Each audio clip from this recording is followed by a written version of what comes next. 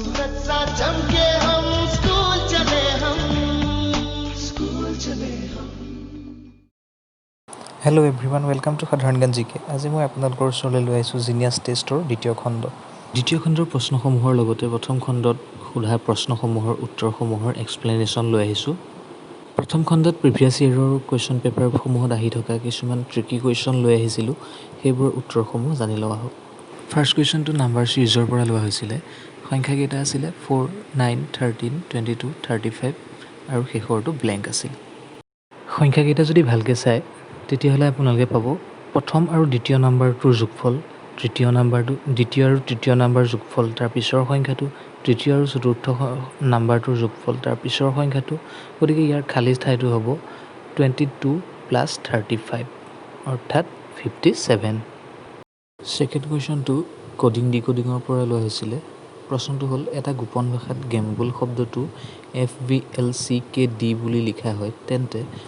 Flower শব্দটো কি বুলি লিখা হ'ব? এনেধৰণৰ কডিং ডিকডিঙৰ প্ৰশ্নত প্ৰথমে আমি মূল শব্দটোৰ লগত যিটো কোড ৱৰ্ড দিয়া থাকে সেই কোড ৱৰ্ডটো ৰিলেট কৰি চাব লাগিব। তাৰপিছত আমাক যিটো শব্দৰ বাবে কোড ৱৰ্ডটো বিচাৰিব দিয়ে সেইটো আমি বিচাৰিব লাগিব। গতিকে এতিয়া যদি আমি গেম্বল শব্দটোৰ লগত FVLCKD লিংক কৰিব যাওঁ, তেতিয়া জিৰ ঠাইত আছে F অৰ্থাৎ জিৰ আগৰ লেটাৰটো আছে। নেক্সট এৰ ঠাইত আছে B অৰ্থাৎ এৰ পাছৰ লেটাৰটো আছে।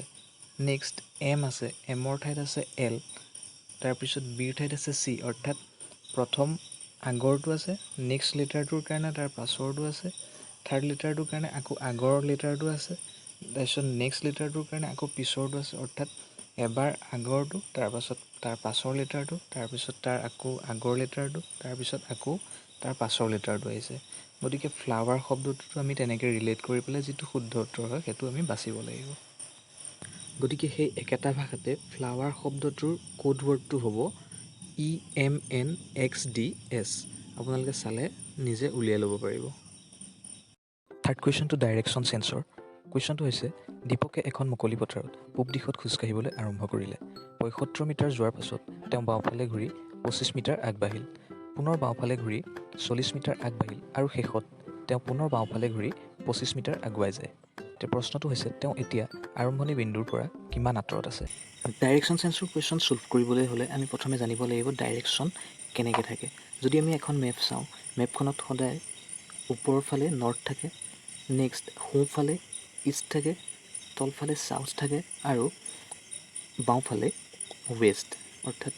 নৰ্থ, ইষ্ট, ছাউথ আৰু ৱেষ্ট। এতিয়া আমাক প্ৰশ্নটো কৈছে দীপকে এখন মুকলি পথাৰত পূব দিশত খোজকাঢ়িবলৈ। এতিয়া আমি যদি এইটো ষ্টাৰ্টিং পইণ্টৰ পৰা ষ্টাৰ্ট কৰোঁ, পূব দিশ হ'লে এফালে মুখ কৰি যদি খোজকাঢ়ে 75 মিটাৰ খোজকাঢ়ে বুলি কৈছে, এফালে 75 মিটাৰ। নেক্সট কৈছে 75 মিটাৰ যোৱাৰ পাছত তেওঁ বাওঁফালে ঘূৰি অৰ্থাৎ এতিয়া তেওঁ ইষ্টৰ ফালে মুখ কৰি আছে, গতিকে বাওঁফালে মুখ কৰিলে হ'ব, নৰ্থৰ ফালে মুখ কৰি পেলাই তেওঁ যাব 75 মিটাৰ বাওঁফালে ঘূৰি 25 মিটাৰ আগবাঢ়িব, গতিকে এইফালে 25 মিটাৰ, এইফালে 25 মিটাৰ আগবাঢ়িব। নেক্সট পুনৰ বাওঁফালে ঘূৰিলে তেওঁ ৱেষ্টৰ ফালে মুখ কৰি পেলাই আহিব লাগিব, গতিকে এই পইণ্টটোৰ পৰা 40 মিটাৰ বাওঁফালে আহিব, 40 মিটাৰ বাওঁফালে আহিব অৰ্থাৎ ৱেষ্টৰ ফালে আহিব। নেক্সট সেই পইণ্টৰ পৰা পুনৰ বাওঁফালে ঘূৰি তেওঁ 25 মিটাৰ আগুৱাই যায়, অৰ্থাৎ পুনৰ বাওঁফালে ঘূৰিলে তেওঁ ছাউথৰ ফালে আহিব। ছাউথৰ ফালে আহিলে তেওঁ প্ৰথম যোনটো ৰাস্তাৰে গতি কৰিছিলে সেই ৰাস্তাটোতে আহিব, কাৰণ তেওঁ সেই ৰাস্তাটোৰ পৰা নৰ্থৰ ফালে 25 মিটাৰ গৈছিলে আৰু তাৰপিছত 40 মিটাৰ বাওঁফালে অহাৰ পাছত এতিয়া পুনৰ আকৌ 25 মিটাৰ তললৈ নামি আহিছে। গতিকে এতিয়া আমি তেওঁ ষ্টাৰ্টিং পইণ্টৰ পৰা অৰ্থাৎ এই পইণ্টটোৰ পৰা এই পইণ্টটোৰ দূৰত্ব কিমান সেইটো উলিয়াব লাগে। এই দুটা পইণ্টৰ মাজৰ দূৰত্বটো আমি কেনেকৈ উলিয়াম? ইয়াৰ পৰা এই টোটেল পইণ্টটো হৈ গৈছে, টোটেল দূৰত্বটো হৈ গৈছে 75 মিটাৰ আৰু এইকণৰ পৰা এইকণ হৈ গৈছে 40 মিটাৰ, কাৰণ এই ডিষ্টেঞ্চটো 40 মিটাৰ আছিলে। গতিকে আমি সেই 40 মিটাৰটো যদি আমি লেছ কৰি দিওঁ তেতিয়া আমি পাই যাম 35 মিটাৰ, অৰ্থাৎ এই পইণ্টটোৰ পৰা এই পইণ্টটোৰ দূৰত্ব, এইখিনি পইণ্টৰ দূৰত্ব হ'ব 35 মিটাৰ। নেক্সট কুৱেশ্যনটো হৈছে ABCD আৰু ই 5জন সহপাঠী। বি আৰু চি মেথছ আৰু জিঅ'গ্ৰাফীত চোকা, এ আৰু চি মেথছ আৰু হিষ্ট্ৰীত চোকা, বি আৰু ডি পলিটিকেল ছায়েন্স আৰু জিঅ'গ্ৰাফীত চোকা, ডি আৰু ই পলিটিকেল ছায়েন্স আৰু বায়'লজিত চোকা, ই বায়'লজি, হিষ্ট্ৰী আৰু পল ছায়েন্সত চোকা। এতিয়া প্ৰশ্নটো হৈছে কোনজন পলিটিকেল ছায়েন্স, জিঅ'গ্ৰাফী আৰু বায়'লজিত চোকা? যিহেতু প্ৰশ্নটোত কোন বুলি সুধিছে গতিকে আমি বুজিব লাগিব যে পলিটিকেল চায়েন্স জিঅ'গ্ৰাফী আৰু বায়'লজি এই তিনিওটা বিষয়ত যিকোনো এজন ছাত্ৰহে চোকা হ'ব গতিকে তাৰ কাৰণে আমি প্ৰথমতে প্ৰতিজন ছাত্ৰৰ কোনকেইটা বিষয়ত চোকা হয় প্ৰতিজন ছাত্ৰ কোনকেইটা বিষয়ত চোকা হ'ব সেইটো আমি উলিয়াই ল'ব লাগিব গতিকে আমি প্ৰশ্নটো পঢ়ি চাওঁ প্ৰথমে কৈছে যে 5জন সহপাঠী বি আৰু চি মেথছ আৰু জিঅ'গ্ৰাফীত চোকা গতিকে বি আৰু চি মেথছ আৰু জিঅ'গ্ৰাফীত চোকা নেক্সট কৈছে এ আৰু চি মেথছ আৰু হিষ্ট্ৰীত চোকা এ আৰু চি গতিকে মেথছ আৰু হিষ্ট্ৰীত চোকা এ আৰু চি নেক্সট কৈছে বি আৰু ডি পলিটিকেল চায়েন্স আৰু জিঅ'গ্ৰাফীত চোকা বি আৰু ডি পলিটিকেল চায়েন্স আৰু জিঅ'গ্ৰাফীত চোকা গতিকে বিত আহি যাব পলিটিকেল চায়েন্স জিঅ'গ্ৰাফীটো অলৰেডি আছে গতিকে ডিত আহি যাব পলিটিকেল চায়েন্স আৰু জিঅ'গ্ৰাফী নেক্সট কৈছে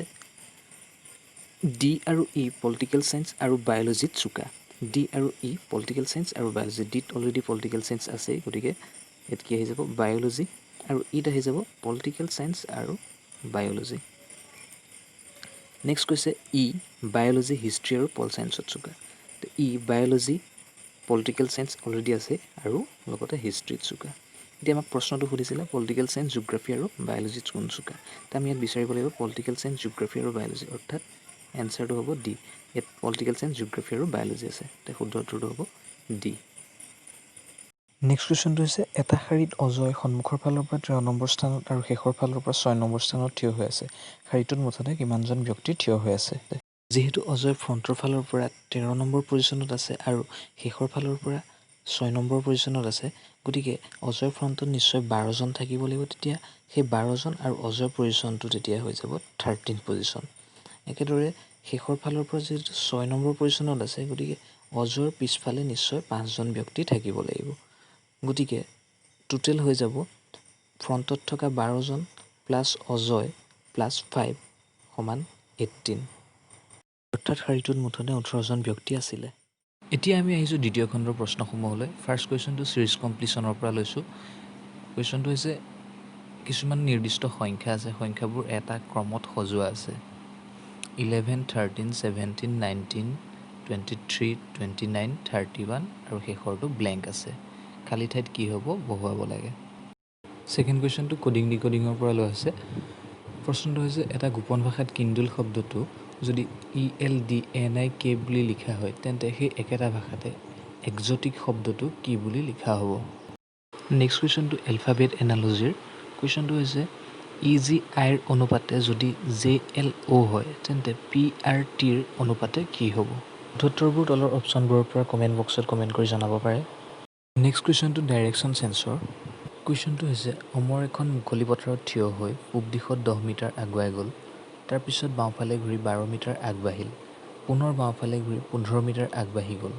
এতিয়া তেওঁ আৰম্ভণি বিন্দুৰ পৰা কিমান আঁতৰত থিয় হৈ আছে নেক্সট কুৱেশ্যনটো পাজল টেষ্টৰ পৰা লৈছোঁ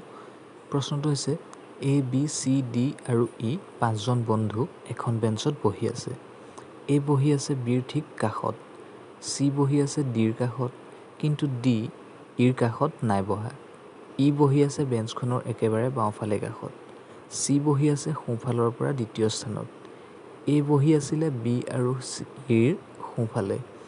এতিয়া প্ৰশ্ন হ'ল বেঞ্চখনৰ সোঁমাজত কোন বহি আছে নেক্সট আজিৰ খণ্ডৰ শেষৰ প্ৰশ্নটিলৈ আহোঁ শেষৰ প্ৰশ্নটি ৰেংকিং টেষ্টৰ পৰা লোৱা হৈছে প্ৰশ্নটো হৈছে এটা শাৰীত 16জন ল'ৰা থিয় হৈ আছে ৰামক নিজৰ স্থানৰ পৰা 2টা স্থান বাওঁফালে স্থানান্তৰ কৰা হ'ল এতিয়া ৰাম বাওঁফালৰ পৰা 7ম স্থানত আছে স্থানান্তৰ কৰাৰ আগতে ৰাম সোঁফালৰ পৰা কোনটো স্থানত আছিলে গতিকে প্ৰশ্নৰ উত্তৰসমূহ কমেণ্ট বক্সত কমেণ্ট কৰি জনাব আৰু ভিডিঅ'টো যদি ভাল লাগিল তেন্তে চেনেলটো ছাবস্ক্ৰাইব কৰিব থেংক ইউ